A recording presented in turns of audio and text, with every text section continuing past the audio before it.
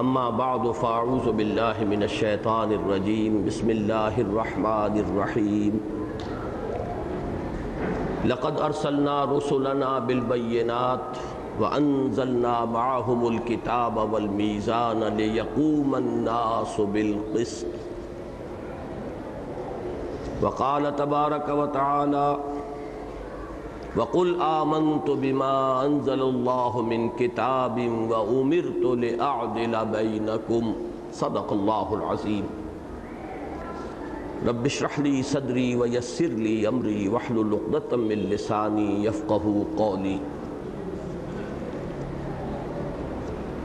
جس پروگرام کی آج پہلی نشست ہے، اس میں اصلاً ہمیں اس 4 ورقے کا مطالعہ کرنا ہے جو آپ حضرات کے ہاتھوں میں موجود ہے۔ اس کا موضوع یا عنوان جو اس پر درج ہے وہ یہ ہے تنظیم اسلامی کا تعارف اور اسلام کا انقلابی منشور۔ اس 4 ورقے کا جو پہلا صفحہ ہے، جو اس کے ایک ٹائٹل کی حیثیت بھی رکھتا ہے، اس کا مضمون کل کا کل تنظیم اسلامی سے متعلق ہے کہ تنظیم اسلامی کیا ہے اور کیا نہیں ہے۔ کسی چیز کی وضاحت کے یہ دونوں پہلو ہیں، اس کی تعریف یا اس کی ڈیفینیشن کے لیے اسے جامع بھی ہونا چاہیے، معنی بھی ہونا چاہیے، یعنی اس شے کے تمام اجزاء کی وہ جامع ہو، وہ اس میں شامل ہو، اور کسی اور شے کا کوئی جز اس میں شامل نہ ہونے پائے، اس کے لیے وہ مانع ہو، منع کرنے والی۔ تو یہاں آپ نوٹ کیجئے کہ پہلا جملہ یہ ہے کہ تنظیم اسلامی نہ کوئی سیاسی جماعت ہے، نہ مذہبی فرقہ۔ یہ گویا کہ نفی ہے جس کے بعد اس بات ہوگا، اور یہ ایک عام اسلوب ہے، نفی کے بعد اس بات، لا الہ الا اللہ، نہیں ہے کوئی معبود مگر اللہ۔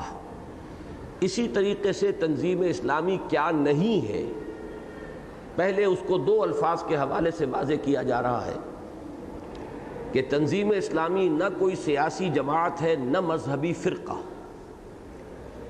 سیاسی جماعت سے یہاں مراد ہے معروف معنی میں سیاسی جماعت۔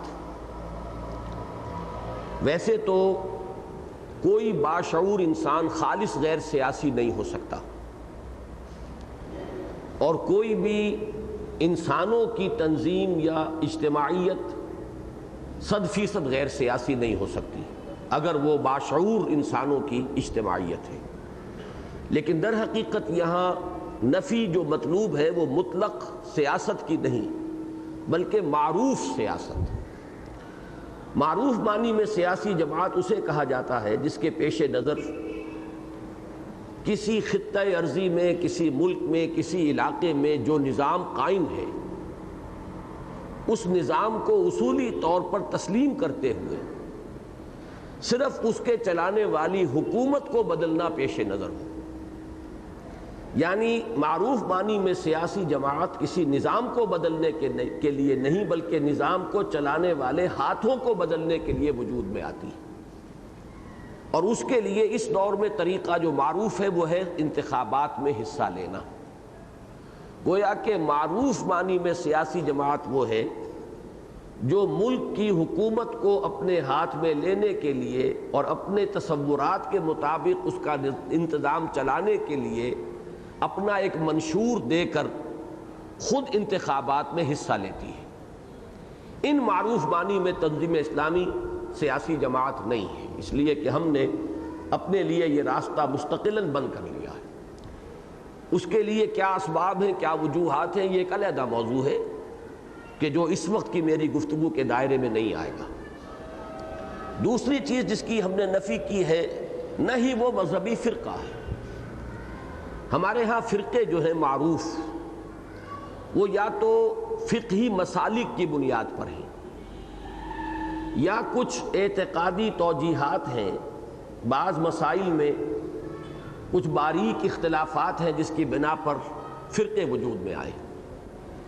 ان دونوں اعتبارات سے تنظیم اسلامی مذہبی فرقہ نہیں ہے، نہ یہ کسی ایک مخصوص فقہی مسلک پر مبنی ہے۔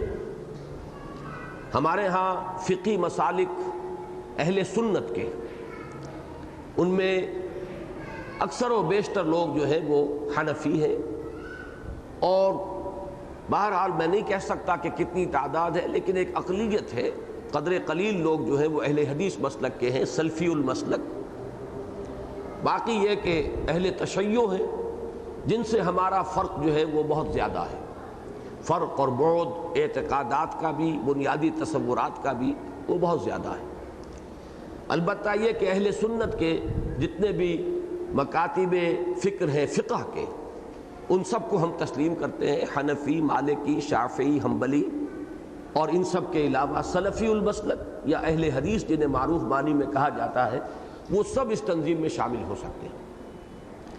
اسی طریقے سے ہمارے ہاں تصوف کے جو معروف سلاسل ہیں، قادری، چشتی، سہروردی، نقشبندی، پھر یہ کہ ان میں سے ہر ایک میں تقسیمیں ہیں، نقشبندی سلسلہ ہے، پھر اس میں مجددیہ سلسلہ ہے، چشتی سلسلہ ہے، اس میں صابری سلسلہ ہے، نظامی سلسلہ ہے۔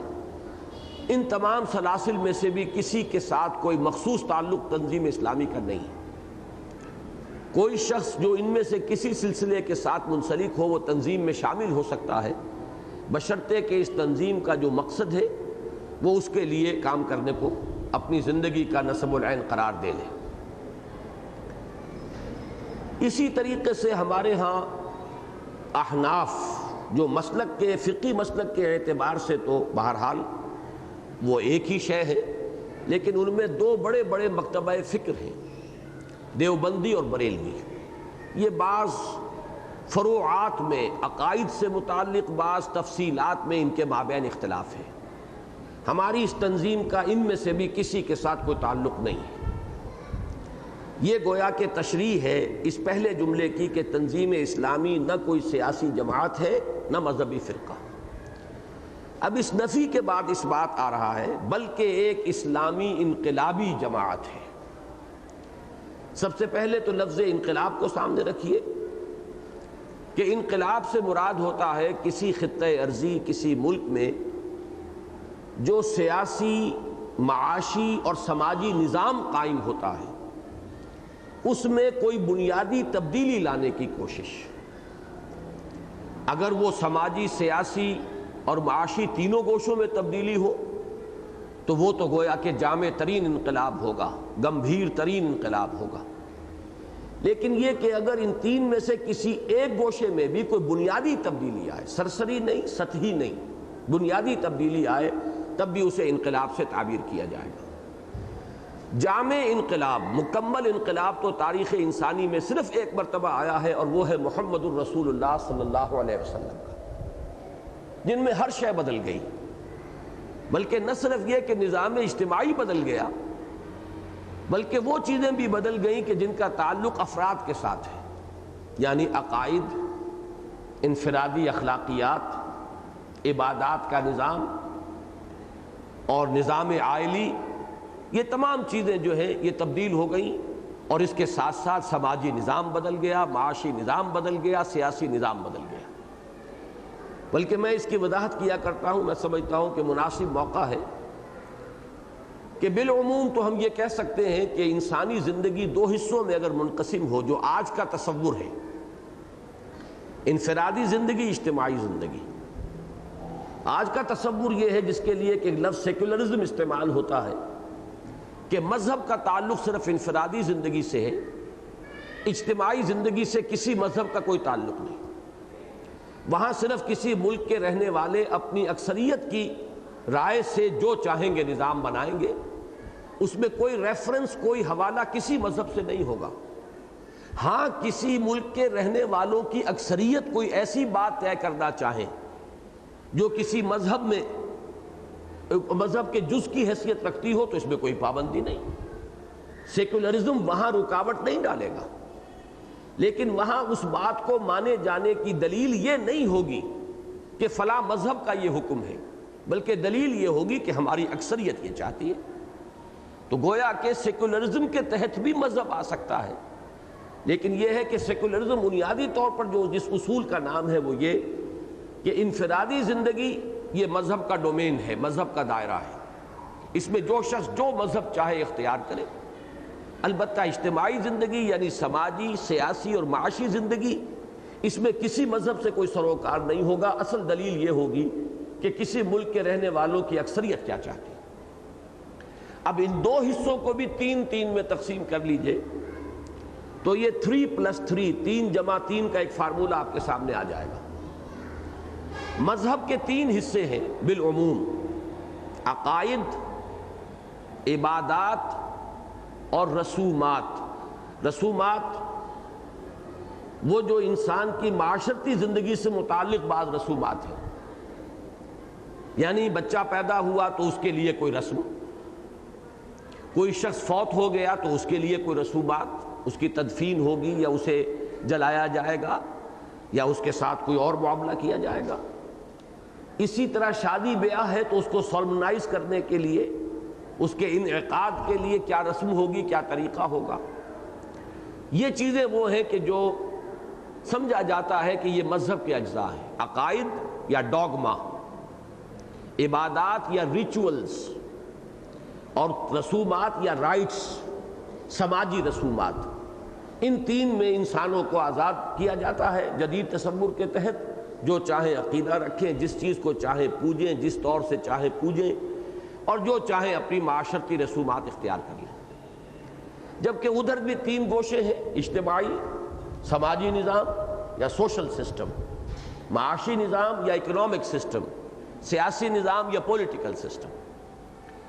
البتہ سماجی نظام کا ایک حصہ ہے جو یوں سمجھیے کہ برزخی بن جاتا ہے ان دونوں کے درمیان، وہ ہے عائلی نظام، فیملی لاز۔ کیونکہ فیملی لاز کا گہرا تعلق مذہب سے بھی ہوتا ہے، اور فیملی لاز کا تعلق جو ہے سماجی نظام سے بھی ہے، تو یہ گویا کہ ایک برزخ ہے ان دونوں کے مابین۔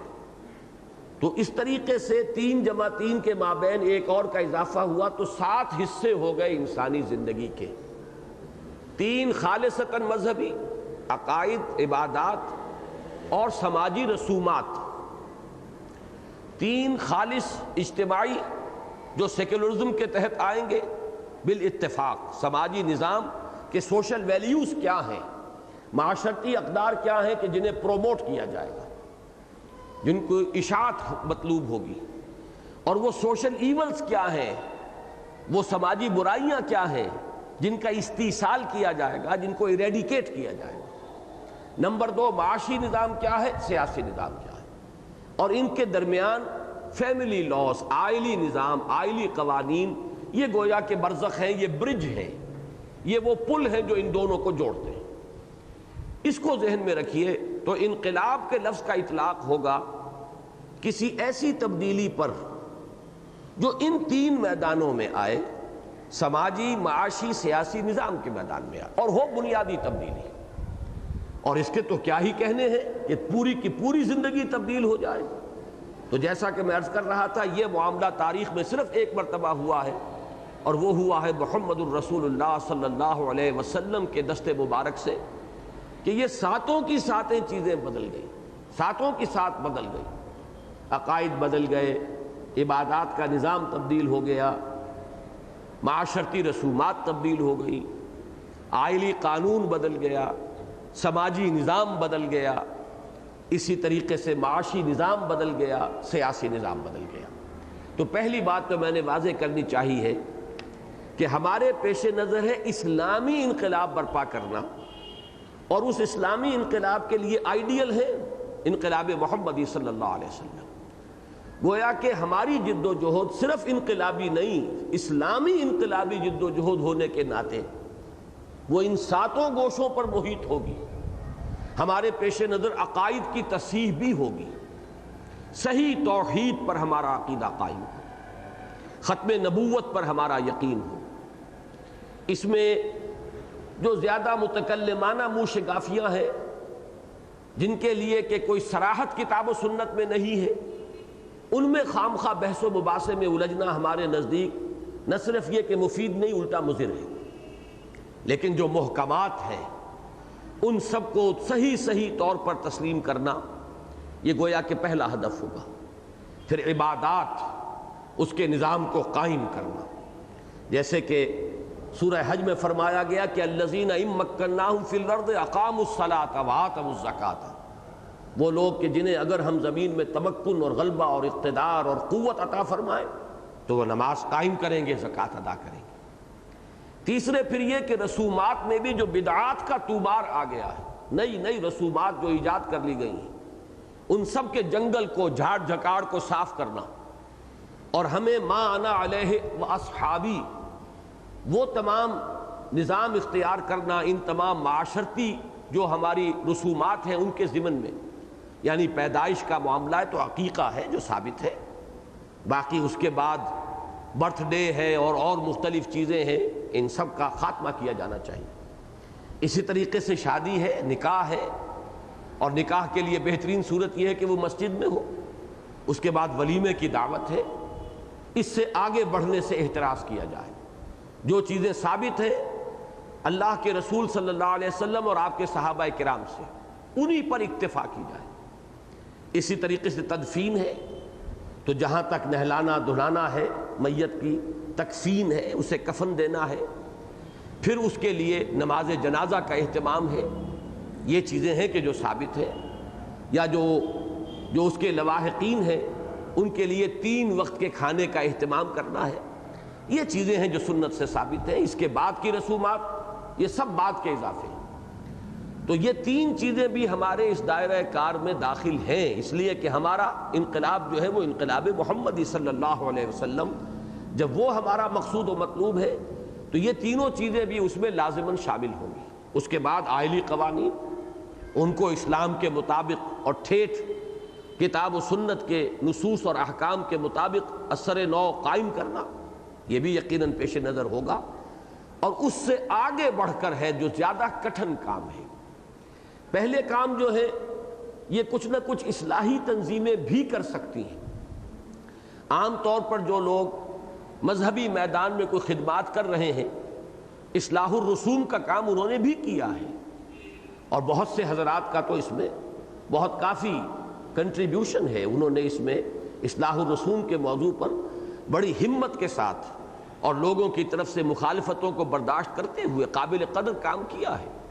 اگرچہ ہم آج یہ افسوس کے ساتھ دیکھ رہے ہیں کہ ان کے متبعین بھی اور ان سے جو اپنے آپ کو منسلک قرار دیتے ہیں وہ بھی، جو اس وقت معاشرے کا دباؤ ہے، خصوصاً دولت مند لوگوں کے جو اثرات ہیں، ان کے سامنے وہ کچھ اپنے آپ کو بے بس پا کر اور وہ بعض چیزوں کے اندر اب خود بھی ملوث ہو رہے ہیں۔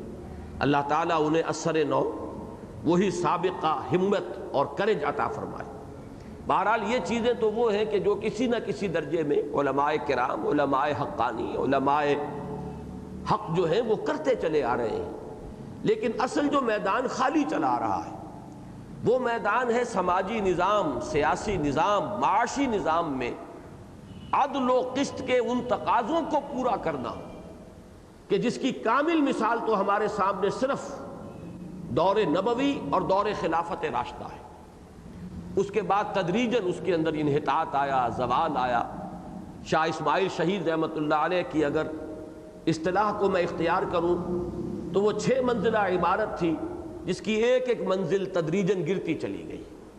خلافت راشدہ کے فوراً بعد پہلی منزل گر گئی، یعنی حکومت جو ہے وہ شورائی نہیں رہی، بلکہ اس کے پیچھے اس کی پشت پر ایک قبائلی عصبیت موجود ہوئی، تو معلوم ہوا کہ سب سے اوپر کی منزل جو ہے بلند ترین منزل وہ گر گئی۔ ہوتے ہوتے اور منزلیں بھی گریں، یہاں تک کہ وہ دور بھی آیا کہ مغربی اقوام ہم پر آ کر حکمران ہو گئی۔ ہمارا پورا جو گھروندہ تھا، یوں سمجھیے جو عمارت تھی، وہ پوری کی پوری زمین بوس ہو گئی، کوئی نظام نہ رہا سوائے نظام عبادات کے، نماز اور روزہ رہ گیا۔ اور اسی کو بعض علماء نے بہت غنیمت قرار دیا، تو علامہ اقبال نے اس پر صحیح پھپتی چست کی کہ ملا کو جو ہے ہند میں سجدے کی اجازت، ناداں یہ سمجھتا ہے کہ اسلام ہے آزاد۔ معلوم یہ ہوا کہ اسلام کا صرف ایک جز ہے کہ جو آزاد رہا، باقی جو اس کا اجتماعی حصہ ہے وہ تو بالکل ختم ہو گیا، منہدم ہو گیا۔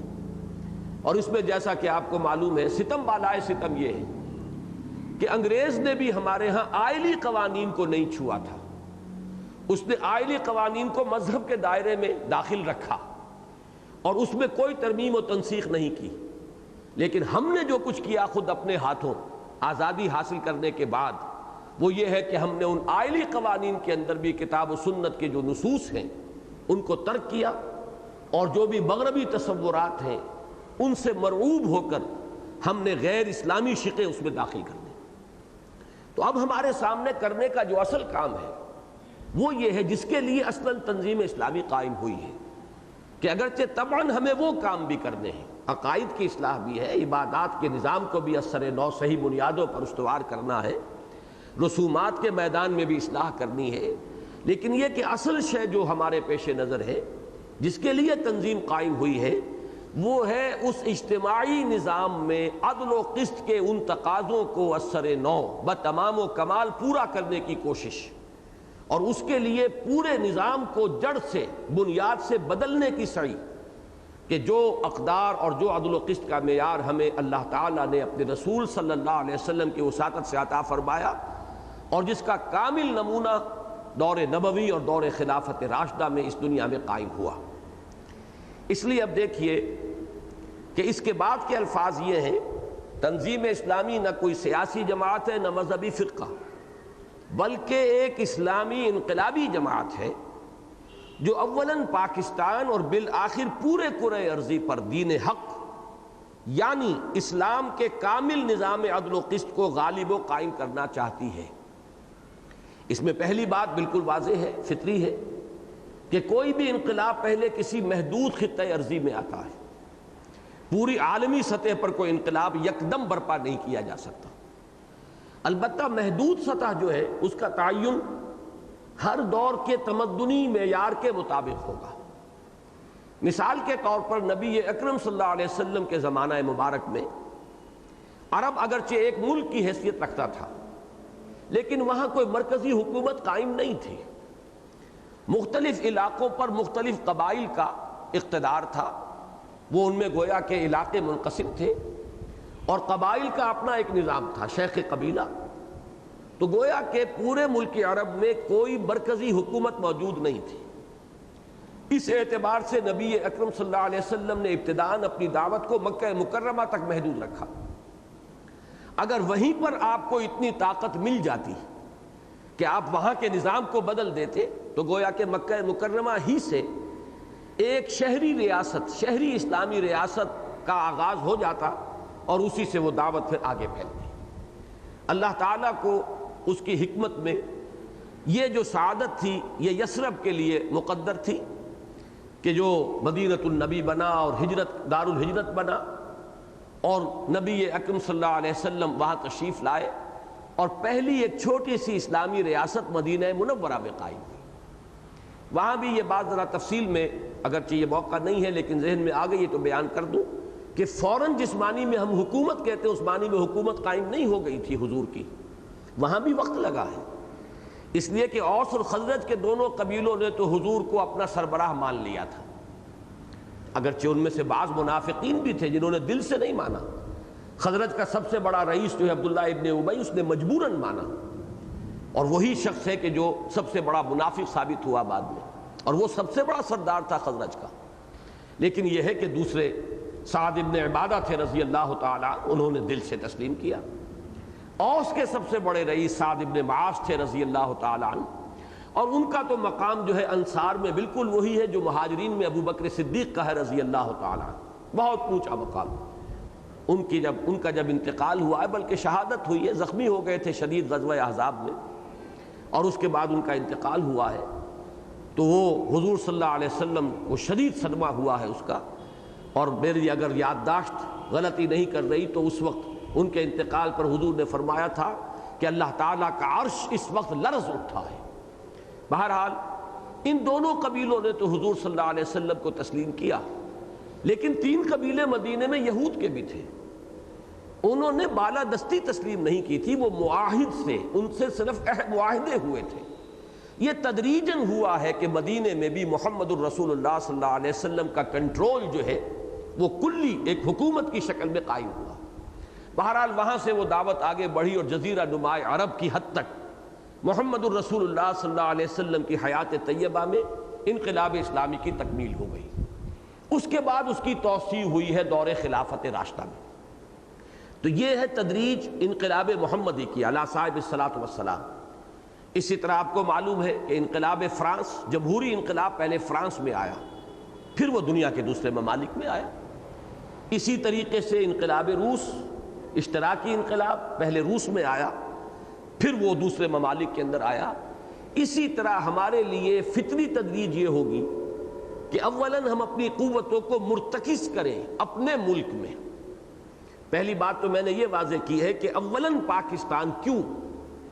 اس لیے کہ اولاً یہی تدریج ہے انقلاب کی کہ پہلے وہ کسی ایک محدود خطہ ارضی میں آئے گا، اور ہمارا ملک وہ ہے جہاں ایک مرکزی حکومت، مرکزی نظام قائم ہے. ہم یہاں اس سے چھوٹے یونٹ کو اختیار نہیں کر سکتے، اس لیے کہ کوئی چھوٹا یونٹ، خواہ وہ صوبہ ہو، وہ کمشنری ہو، ضلع ہو، وہ ظاہر بات ہے آزاد نہیں ہے، وہ تابع ہے مرکزی نظام کے. لہذا کم سے کم یونٹ جو ہمیں اپنے سامنے رکھنا ہوگا وہ ہمارا ملک ہے.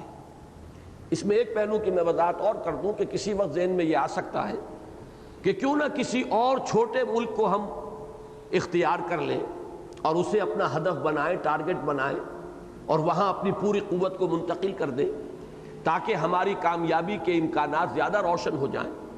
تو اس کو بھی اس پہلو سے ہمیں رد کرنا پڑے گا کہ جو فطری طریق ہے کار نبوت، جس نہج سے دنیا میں ہمیشہ اللہ تعالیٰ کی جانب سے ہوا ہے، اس کا ایک اصول یہ رہا ہے کہ جس قوم میں رسول کو بھیجا گیا اس کا اولین دائرہ وہی قوم، یا جس علاقے میں کسی رسول کو بھیجا گیا اس کا اولین دائرہ کار وہی علاقہ. جیسے حضرت لوط علیہ السلام کو عمورہ اور سدوم اور عمورہ کی بستیوں کی طرف بھیجا گیا، اسی طریقے سے حضرت شعیب کو مدین کی بستی، وہ مدین قوم بھی کہلاتی ہے، بستی بھی کہلاتی ہے. حضرت موسیٰ علیہ السلام کو مصر میں آل فرعون کی طرف بھیجا گیا، اور وہی در حقیقت ایک فطری دائرہ کار ہوتا ہے. وہیں ان کے اپنے اعزاء و اقربا ہیں، ان کی قوم کے لوگ ہیں، ان کی بولی بولنے والے لوگ ہیں، ان کی زبان کو سمجھنے والے لوگ ہیں. تو ہر اعتبار سے وہی ملک اصل میں ابتدائی دائرہ کار ہے. تو یہ میں نے وضاحت کی ہے کہ اولاً پاکستان اور بالآخر پورے کرۂ ارضی پر پیش نظر یہ ہے. اور اس میں ہمارے لیے جو ہمت افزائی کا ذریعہ بننے والی شے ہے کہ اتنا کٹھن کام، اتنا بڑا کام، انقلاب محمدی صلی اللہ علیہ وسلم، وہ تو تاریخ انسانی میں ایک ہی مرتبہ آیا. پھر یہ کہ نبی اکرم کے ہاتھوں آیا صلی اللہ علیہ وسلم. اب ہم لوگ اتنے ناقص لوگ، کم ہمت لوگ، ہمارے اپنے دامن کردار پر داغ اور دھبے موجود ہیں، ہم لوگ کیسے یہ کام کر سکیں گے؟ پھر یہ کہ اس وقت نہ صرف یہ کہ بڑے بڑے ملک ہیں جن سے کم یونٹ ہم اختیار نہیں کر سکتے، پاکستان سے کم تر یونٹ جو ہے وہ ہمارا دائرہ کار نہیں ہے. مزید برآں یہ ہے کہ پوری دنیا ایک ملک بن چکی ہے. سپر پاورز جو ہیں وہ مائکروسکوپس اور ٹیلیسکوپس لگا کر بیٹھی ہوئی ہیں کہ جس دور دراز کے خطہ ارضی کے اندر بھی کوئی تبدیلی آ رہی ہوتی ہے وہ ان کے علم میں پہلی ہوتی ہے، اور انہیں پہلے سے اندازہ ہوتا ہے کہ یہ ان کے مفادات یا ان کے حلقہ اثر پر کس طور سے اثر انداز ہوگی یہ تحریک اگر پروان چڑھ گئی. پھر ان کے بہت بڑے بڑے ادارے، بہت بڑے بڑے انسٹیٹیوشنز اور انسٹیٹیوٹس ہیں جو کام کر رہے ہیں کہ وہ زمین پر جہاں کہیں کوئی معاملہ ہو رہا ہو، کوئی دعوت، کوئی تحریک ابھر رہی ہو، کوئی تبدیلی آ رہی ہو، وہ اس کو اچھی طریقے سے جانتے بھی ہیں، اور پھر وہ اپنے مستقبل کے اعتبار سے رائے قائم کر کے اس کے راہ میں رکاوٹیں ڈالتے ہیں، اور ایسے ایسے طور سے ڈالتے ہیں کہ جن کا ہمیں اندازہ بھی نہیں ہو سکتا. ان تمام حقائق کے اللہ رغم کیسے ہمت کی جا رہی ہے؟ یہ ایک بہت بڑا کام ہے. اتنے بڑے کام کی ہمت ہم نے کیسے کی ہے؟ اس کے لیے میں عرض کروں گا کہ ہمارے لیے امید افزا پہلو صرف ایک ہے. اس ایک کے دو حصے آپ قرار دے سکتے ہیں.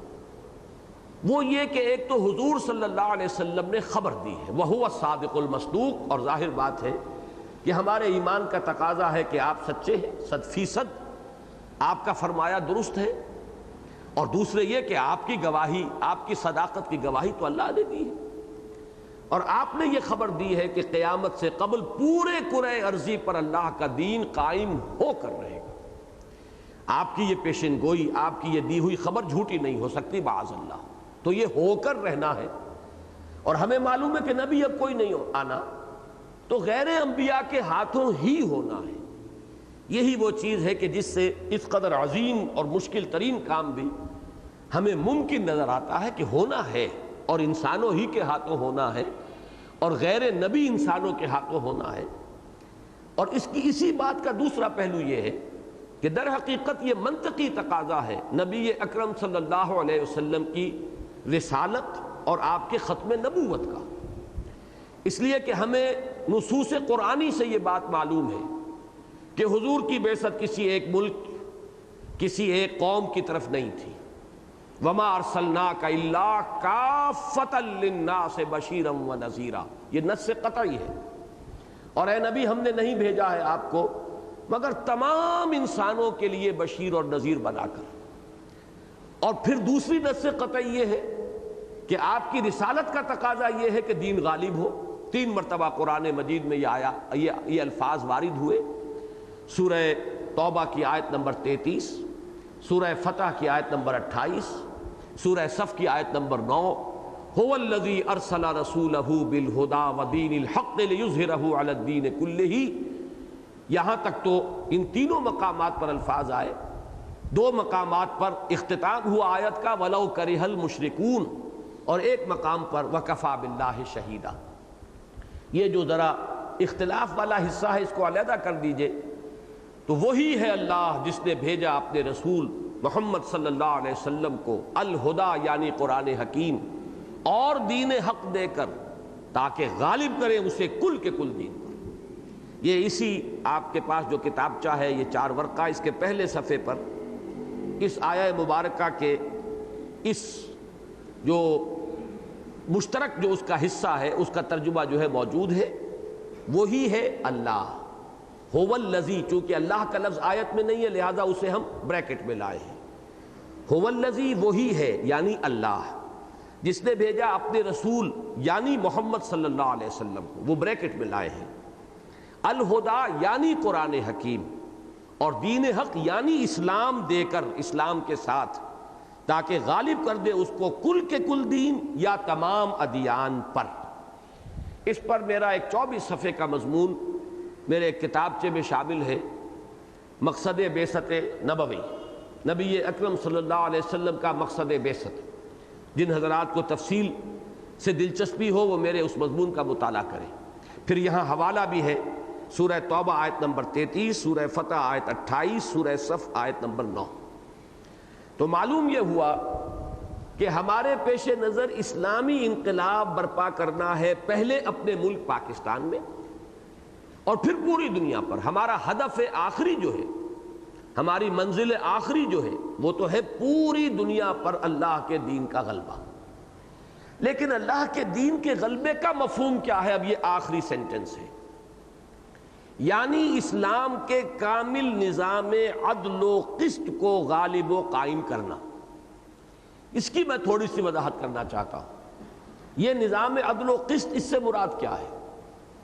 اس ضمن میں اس عدل اور قسط کی جو اہمیت ہے اسلام میں، اس کے لیے چند آیات کا میں حوالہ دوں گا، اور آپ حضرات کو مشورہ دوں گا کہ یہ حوالے اچھی طریقے سے نوٹ کر کے انہیں یاد کیجیے۔ پہلی بات تو یہ نوٹ کیجیے کہ اردو زبان میں سب سے زیادہ کثیر الاستعمال لفظ ہے انصاف۔ اسی لیے سوشل جسٹس کا ترجمہ ہوتا ہے سماجی انصاف۔ انصاف عربی کا لفظ ہے لیکن قرآن مجید نے اسے استعمال نہیں کیا۔ اس کی وجہ یہ ہے کہ یہ لفظ بنا ہے نصف سے۔ نصف کا لفظ قرآن میں آیا ہے 5 مرتبہ، اور پھر اضافت کے ساتھ نصفہ یا نصف ہی یہ 2 مرتبہ، گویا کہ 7 مرتبہ لفظ نصف تو آیا ہے۔ باقی اس لفظ سے کوئی اور مشتق، کوئی دوسرا لفظ قرآن میں نہیں آیا، اس لیے کہ انصاف کے لفظی معنی ہوں گے 2 برابر حصوں میں تقسیم کر دینا۔ یہ در حقیقت ایک بالکل غیر فطری شے ہے۔ مساوات جس معنی میں کہ دنیا میں یہ لفظ استعمال ہوتا ہے، بالخصوص معاشی نظام میں مساوات، یہ بالکل انہونی بات ہے، یہ بالکل ایک نظریاتی سی بات ہے، نظری سی بات ہے۔ برابر برابر کر دینا، دو حصوں میں نصف نصف کر دینا، یہ چونکہ فطرت کے اعتبار سے یہ بالکل ایک غیر منطقی اور غیر فطری بات ہے، لہذا قرآن نے اس لفظ کو استعمال نہیں کیا۔ دوسرا لفظ جو قرآن مجید میں بھی استعمال ہوا ہے اور عام طور پر اردو میں بھی مستعمل ہے، وہ لفظ عدل ہے۔ عدل کے معنی ہے کسی شے کے برابر کر دینا، انصاف کے معنی تو یہ کہ کسی شے کو برابر برابر دو حصوں میں تقسیم کر دینا۔ بعض معاملات میں تو انصاف ہی ہوگا، اگر کوئی شخص فوت ہو گیا ہے اور اس کے دو ہی بیٹے ہیں وارث، تو برابر برابر وراثت تقسیم ہو جائے گی، لیکن ہر معاملے میں انصاف نہیں ہے، بیٹی کو برابر حصہ نہیں ہے، لہذا انصاف ہر جگہ پر اس کا اطلاق اسلامی نظام عدل اجتماعی میں نہیں ہوگا، بلکہ یہ کہ وہ اپنی جگہ پر جہاں جہاں وہ لفظ جو ہے اس کا اطلاق ہو سکتا ہے بس وہیں تک محدود رہے گا۔ البتہ عدل کا لفظ جو ہے وہ کسی قدر کثرت کے ساتھ آیا، لیکن عدل کے معنی کیا ہے؟ کسی شے کو کسی دوسری شے کے برابر کر دینا۔ اس معنی میں یہ لفظ قرآن مجید میں سورہ انعام کی پہلی آیت میں مقام ذم میں آیا ہے، ناپسندیدہ شے کی حیثیت سے یہ لفظ استعمال ہوا ہے۔ پہلی آیت مبارکہ ہے الحمدللہ الذی خلق السماوات والارض وجعل الظلمات والنور ثم الذین کفروا بربہم یعدلون۔ کل ثنا اور کل شکر اس اللہ کے لیے ہے جس نے آسمانوں اور زمین کو پیدا فرمایا اور تاریکیاں اور روشنی بھی بنائی، پھر بھی وہ لوگ کہ جو کفر کرتے ہیں اپنے رب کے ساتھ، وہ اپنے رب کے ساتھ برابر کیے دے رہے ہیں دوسری ہستیوں کو، یعنی شرک کے لیے یہ لفظ آیا کہ اللہ کے ہم پلہ بنا دینا، اللہ کے برابر کر دینا، اللہ کے مساوی قرار دے دینا کسی بھی اعتبار سے، یہ شرک ہے۔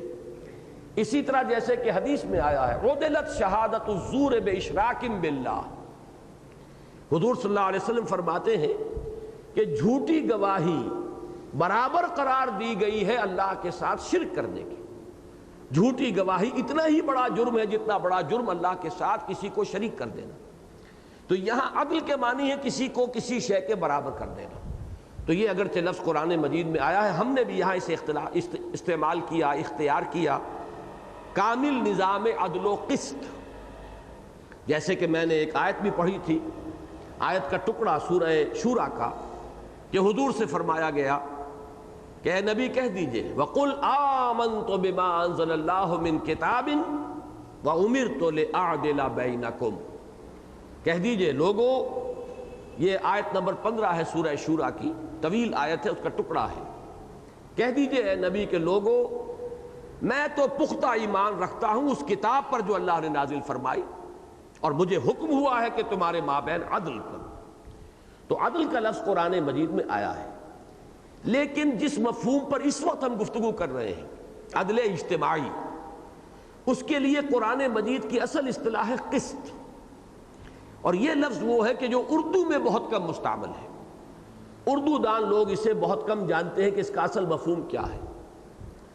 قسط اصل میں عربی زبان میں کہتے ہیں کسی کے جائز حصے کو، نصیب بالعدل، کسی کا حصہ جو عدل کے ساتھ ہو، یعنی بیٹی کا حصہ اگر آدھا ہے تو چونکہ اللہ تعالیٰ ہی عادل ہے، اس کے لیے وہاں حصہ ہی نصف ہے بیٹے کے مقابلے میں، تو عدل کا تقاضا یہی ہوگا، قسط کا تقاضا یہ ہوگا کہ اسے نصف دیا جائے۔ جو بھی کسی کا جائز نصیب ہے، جو بھی کسی کا جائز حصہ ہے، وہ قسط کہلائے گا۔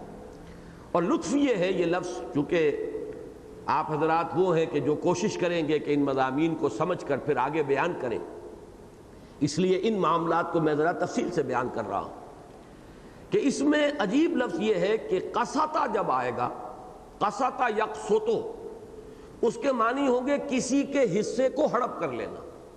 کسی اور کا حصہ تھا، وہ آپ نے ضبط کر لیا، ہضم کر لیا، ہڑپ کر لیا، لہذا قاسط کے معنی ہے نا انصاف، ظالم، ظلم کرنے والا، دوسرے کے جائز حق کو ہڑپ کر جانے والا۔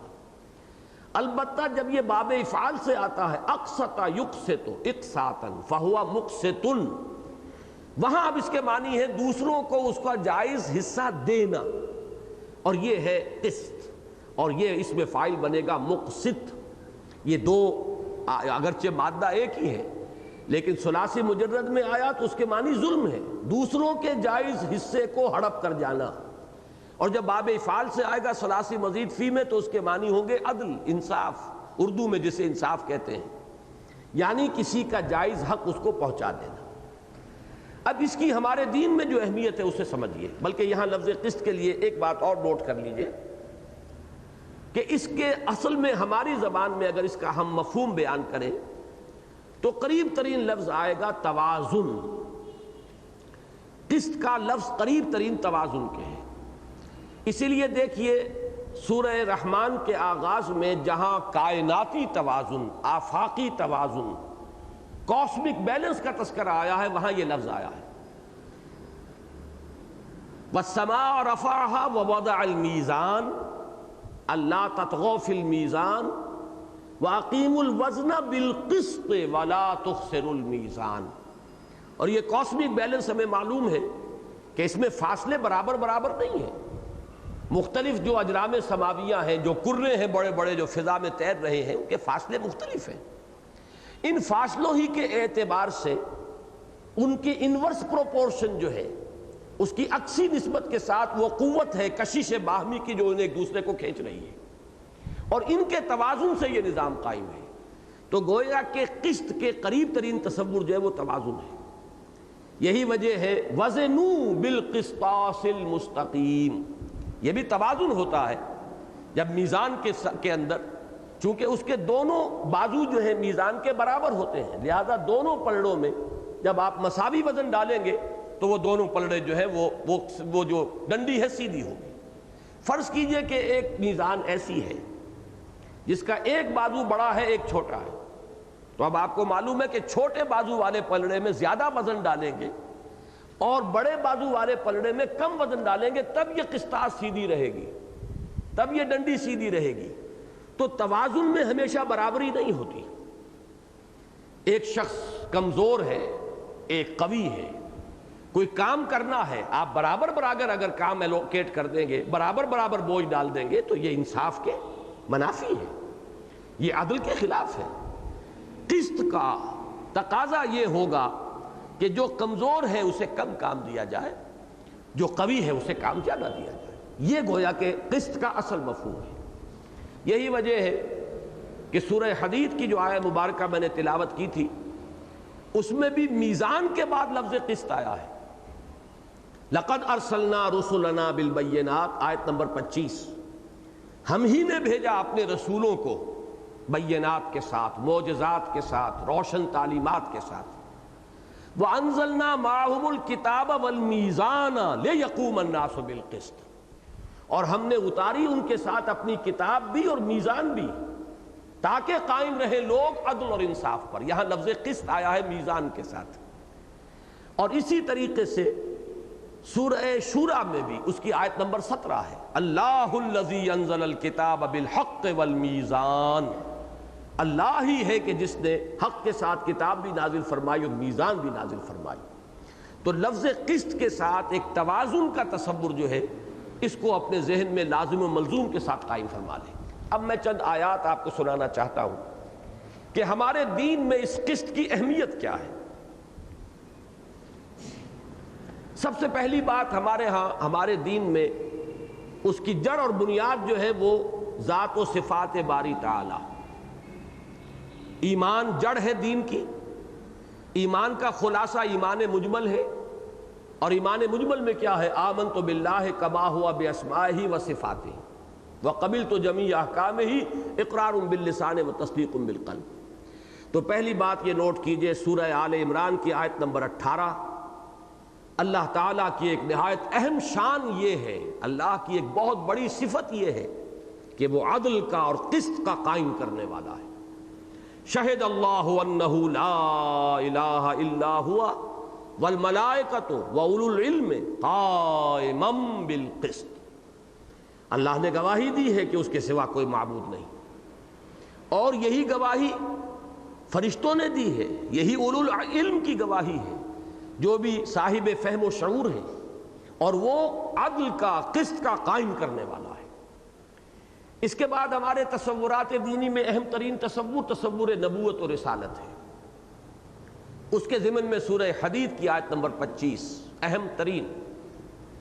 ابھی میں نے اس کو آپ کے سامنے پڑھا تھا، اب دوبارہ پڑھ رہا ہوں کہ گویا کہ نبوت و رسالت اور انزال کتب اور ارسال وحی، ان سب کا مقصد ہی یہ ہے کہ نظام عدل و قسط قائم ہو جائے.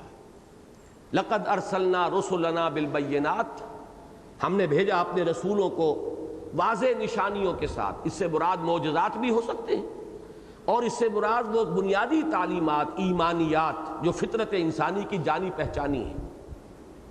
وَأَنزَلْنَا مَعَهُمُ الْكِتَابَ وَالْمِيزَانَ، ان کے ساتھ ہم نے کتاب بھی اتاری، میزان بھی اتاری. یہ سب کچھ کس لیے کیا؟ لِيَقُومَ النَّاسُ بِالْقِسْطِ، تاکہ لوگ عدل اور قسط پر قائم. یہاں تو لفظ قسط آیا ہے صرف، پہلی آیت جو میں نے پڑھی اس میں بھی لفظ قسط ہے، لیکن چونکہ لفظ قسط زیادہ ہمارے ذہنوں میں نہیں ہے اور ہمارے ذہن اس سے زیادہ مانوس نہیں ہے، اس لیے میں عدل کا اضافہ کر رہا ہوں، ورنہ اصل اصطلاح قسط ہے. قائما بالقسط لیقوم الناس بالقسط. اب تیسرے نمبر پر جو ہماری امت مسلمہ ہے، جو اب قائم ہوئی ہے نبوت و رسالت محمدی صلی اللہ علیہ وسلم کی بنیاد پر، اور جس کا اصل اصول توحید خداوندی ہے، اس امت کا جو مشن ہے اسے بیان کیا گیا ہے. سورہ نساء میں فرمایا یا ایھا الذین آمنوا کونوا قوامین بالقسط شہداء للہ ولو علی انفسکم او الوالدین والاقربین. اہل ایمان بن جاؤ قسط کو، انصاف کو، عدل کو قوت کے ساتھ لے کر کھڑے ہونے والے، قوامین بالقسط، قائم کرنے والے عدل اور انصاف کے، عدل و قسط کے، اور اللہ کے گواہ بن کر شہداء للہ. خواہ یہ گواہی اللہ کے حق میں اور یہ عدل و قسط کا قیام خواہ تمہارے اپنے مفادات کے خلاف جا رہا ہو، ولو علی انفسکم او الوالدین، یا تمہارے والدین کے خلاف جا رہا ہو، والاقربین، خواہ تمہارے رشتہ داروں کے خلاف جائے. اب دیکھیے یہاں الفاظ آئے کونوا قوامین بالقسط شہداء للہ. اس سورہ نساء کا جوڑا ہے سورہ مائدہ، اس کی آیت نمبر 8 میں فرمایا یا ایھا الذین آمنوا کونوا قوامین للہ شہداء بالقسط. اہل ایمان بن جاؤ اللہ کے لیے پوری قوت کے ساتھ کھڑے ہونے والے، قوامین للہ، شہداء بالقسط، اور قسط کے گواہی دینے والے. اور یہاں اضافہ کیا کہ وَلَا يَجْرِمَنَّكُمْ شَنَآنُ قَوْمٍ عَلَىٰ أَلَّا تَعْدِلُوا اعْدِلُوا هُوَ أَقْرَبُ لِلتَّقْوَىٰ. دیکھنا تمہیں کسی قوم کی دشمنی اس بات پر آمادہ نہ کر دے کہ تم عدل نہ کرو، انصاف نہ کرو، تم ناانصافی پر اتر آؤ. اعدلوا، عدل کرو، هُوَ أَقْرَبُ لِلتَّقْوَىٰ، وہی تقویٰ سے قریب تر ہے، وہی تقویٰ سے مناسب ہے، نسبت صحیح رکھنے والا ہے. اس کے علاوہ سورہ آل عمران میں فرمایا ان الذین یکفرون بآیات اللہ ویقتلون النبیین بغیر حق ویقتلون الذین یامرون بالقسط فبشرہم بعذاب علیم. یقیناً وہ لوگ جو اللہ کی آیات کا انکار کرتے ہیں اور جو نبیوں کو قتل کرتے رہے ہیں ناحق، اور جو ان کو بھی قتل کرتے رہے کہ جو قسط کا حکم دینے والے تھے، تو ان کو بشارت دے دیجئے اے نبی ایک دردناک عذاب کی. تو یامرون بالقسط، حکم دینے والے قسط کے، یہ گویا کہ مقام مدح میں آیا ہے. اللہ کو اپنے وہ بندے پسند ہیں. اسی طرح فرمایا گیا قل امر ربی بالقسط، سورہ اعراف، کہہ دیجئے میرے رب نے تو حکم دیا قسط کا. پھر میں وہ عرض کروں گا وہ ایک توازن حقوق و فرائض کا، جس کے بارے میں تفصیلی گفتگو آئندہ کل سے شروع ہوگی. اسی طریقے سے سورہ مائدہ کی آیت نمبر 42 وَإِنْ حَكَمْتَ فَاحْكُمْ بَيْنَهُمْ بِالْقِسْطِ إِنَّ اللَّهَ يُحِبُّ الْمُقْسِطِينَ. اور اے نبی اگر آپ ان کے درمیان فیصلہ کریں تو پھر انصاف. اب میں لفظ انصاف اردو کا بول رہا ہوں، میں عرض کر چکا ہوں قرآن نے تو یہ لفظ اختیار ہی نہیں کیا. قسط کے ساتھ، عدل کے ساتھ آپ فیصلہ کیجئے. اور اللہ کو تو یقیناً جو قسط کرنے والے ہیں، جو لوگوں کو ان کا جائز حق پہنچانے والے ہیں، اللہ کو ان سے محبت ہے۔ یہ الفاظ ان اللہ یحب المقسطین قرآن مجید میں 3 جگہ ہیں، جیسا کہ ابھی میں نے عرض کیا سورہ مائدہ کی آیت نمبر 42، سورہ ممتحنہ کی آیت نمبر 8 اور سورۃ الحجرات کی آیت نمبر 9 میں فرمایا کہ جب مسلمانوں کے 2 گروہوں کے مابین اختلاف ہو جائے، جھگڑا ہو جائے، وَإِن طَائِفَتَانِ مِنَ الْمُؤْمِنِينَ اقْتَتَلُوا فَأَصْلِحُوا بَيْنَهُمَا، ان کے مابین صلح کراؤ۔ فَإِن بَغَتْ إِحْدَاهُمَا عَلَى الْأُخْرَى فَقَاتِلُوا الَّتِي تَبْغِي حَتَّى تَفِيءَ إِلَىٰ أَمْرِ اللَّهِ، اس کے بعد بھی اگر کوئی ایک فریق دوسرے پر زیادتی کرے تو پھر لڑو اس فریق سے جو زیادتی کرنے والا ہے، یہاں تک کہ وہ لوٹ آئے اللہ کے حکم کی طرف، یعنی صلح کی طرف۔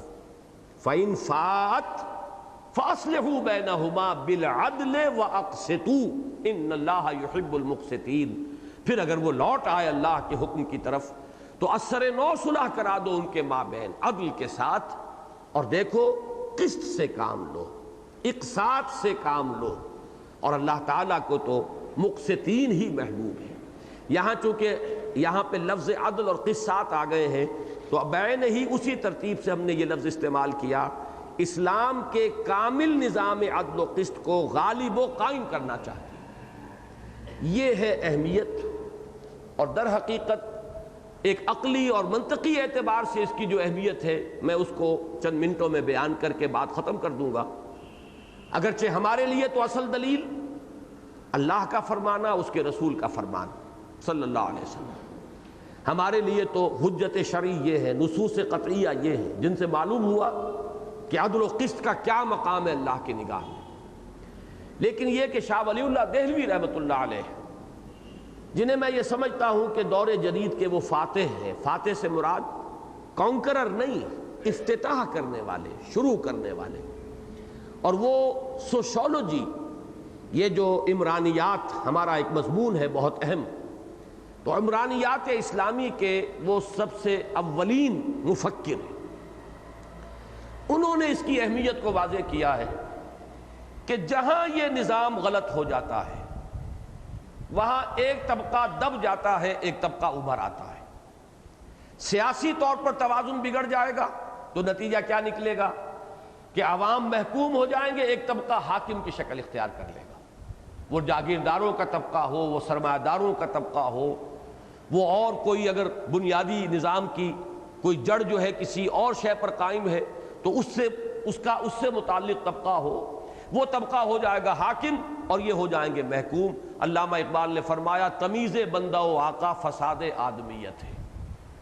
یہ گویا کہ اسلام کے اس بنیادی تصور کی نفی ہو گئی کہ حاکم حقیقی صرف اللہ ہے، باقی تمام انسان محکوم ہیں، بندے ہیں، آپس میں برابر ہیں اور بھائی بھائی ہیں۔ کونوا عباد اللہ اخوانا، یہ سیاسی توازن کا بگڑ جانا ہے۔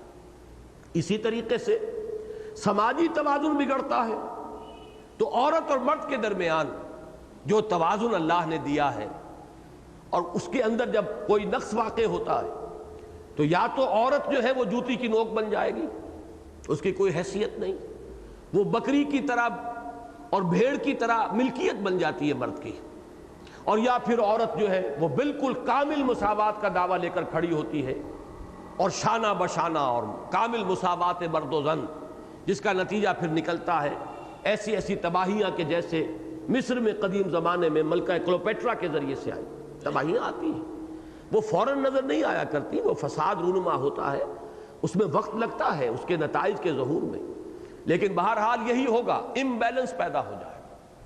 اور سب سے اہم معاملہ ہے معاشی عدل، معاشی قسط، معاشی نظام عدل، اس لیے کہ جب اس کے اندر عدم توازن پیدا ہوتا ہے تو ایک طبقہ محروم ہونا شروع ہو جاتا ہے، ایک طبقے کے اندر احتیاج پیدا ہونی شروع ہو جاتی ہے، دوسرے طبقے کے پاس ارتکاز شروع ہو جاتا ہے، دولت جمع ہونی شروع ہو جاتی ہے، ہوتے ہوتے ایک ہیوز میں اور ایک ہیو ناٹس میں، دو طبقات کے اندر معاشرہ تقسیم ہو جاتا ہے، پھر ان میں آمیزش ہوگی، ان میں تصادم ہوگا، وہ تو دوسری بات ہے، لیکن دینی اعتبار سے جو سب سے بڑی خرابی جس کی نشاندہی شاہ ولی اللہ دہلوی نے کی ہے رحمہ اللہ، وہ یہ ہے کہ ایک طبقہ بلکہ کثیر تعداد آبادی کی بالکل ڈھور ڈنگر بن کر رہ جاتی ہے.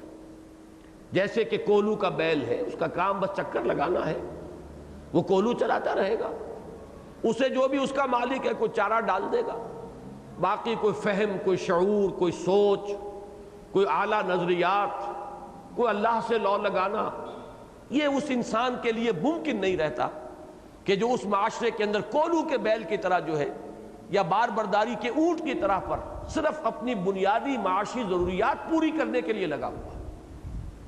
اس کے لیے کوئی اعلیٰ فکر، اعلیٰ سوچ، کوئی اللہ سے لو لگانا، اللہ کا کہیں بیٹھ کر اس کے ساتھ کوئی مناجات یا راتوں کو کھڑے ہونا اور اللہ کے سامنے رکوع و سجود میں یا قیام میں کچھ وقت بسر کرنا ممکن نہیں رہتا. اسی کے لیے حضور کی حدیث ہے کہ کاد الفقر ان یکون کفرا، کہ فقر اور احتیاج تو انسان کو کفر کے قریب پہنچا دیتی ہے. دوسری طرف یہ دو دھاری تلوار ہے، معاشی ناانصافی، معاشی ناہمواری. دوسری طرف یہ ہوگا کہ دولت کے انبار جمع ہو جائیں گے، اور دولت کے انبار جہاں جمع ہوں گے وہاں عیاشیاں، وہاں نام و نمود کے لیے دولت کا خرچ، یہ معاشرے کے اندر ایک دوسرے اعتبار سے فساد پیدا کرے گا. تو گویا کہ یہ معاشی عدم توازن، جب قسط کے تقاضے ختم ہو جاتے ہیں معاشیات کے میدان میں، تو دو طرفہ یہ کاٹ ہوتی ہے معاشرے کی، دو طرفہ فساد اور برائیاں پیدا ہوتی ہیں. لہذا ضرورت اس امر کی ہے کہ اس نظام اجتماعی میں کامل نظام عدل و قسط، لیکن نظام عدل و قسط وہ جو اللہ اور اس کے رسول کا عطا کردہ ہے، جس کے لیے دلیل ہوگی اللہ کی کتاب اور اللہ کے رسول کی سنت، یا اس اللہ کے رسول کی سنت میں اضافہ کیا جائے گا سنت خلفائے راشدین، سنت صحابہ. اس کے لیے بھی حضور کے اپنے فرمان ہیں، ما انا علیہ واصحابی، اور علیکم بسنتی و سنت الخلفاء الراشدین المہدیین. یہ تو ہیں ہماری دلیل، بنیادیں، دو آنکھیں جن سے ہمیں دیکھنا ہے. اور نمبر دو، اس کا کامل نمونہ وہ ہے جو دور نبوی اور دور خلافت راشدہ میں نظر آتا ہے.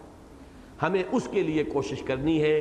تنظیم اسلامی کے قیام کا اصل مقصد یہ ہے، ورنہ اصلاحی میدان میں کام کرنے والے، تعلیمی میدان میں، علمی میدان میں، اصلاح الرسوم کے میدان میں کام کرنے والے اور ادارے اور بزرگ اور حضرات موجود ہیں اور موجود رہے ہیں، لیکن یہ میدان ہے کہ جو خالی ہے بالکل. اس کو پورا کرنے، اس کو پر کرنے کے لیے کسی درجے میں ہماری یہ کوشش اور سعی ہے. جو بھی ایک آدھا منٹ رہ گیا ہے اس میں یہ پھر دوبارہ پڑھ کر آپ کو سنا رہا ہوں.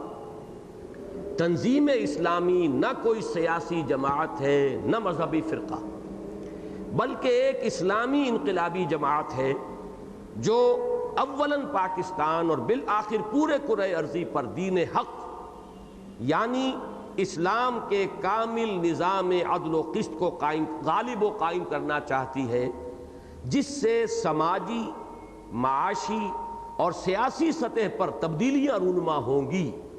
وہ تبدیلیاں کیا ہیں؟ سماجی سطح پر کیا ہیں، معاشی سطح پر کیا ہیں، سیاسی سطح پر کیا ہیں، ان پر انشاءاللہ آئندہ 3 روز میں گفتگو ہوگی. 6 نکات ہیں جن کے حوالے سے، انہی کے حوالے سے میں ان کی تھوڑی مختصر وضاحت کروں گا. اللہ تعالی ہمیں اس کی توفیق عطا فرمائے کہ ہم اپنا تن من دھن اس اسلامی انقلاب کے لیے وقف کر سکیں. اللہ تعالی ہمیں اس کی توفیق دے. اللہ تعالی اس کے لیے ارادہ کرنے کی ہمت ہمارے اندر پیدا فرما دے. بارک اللہ لی ولکم فی القرآن العظیم ونفعنی وإیاکم بالآیات والذکر الحکیم.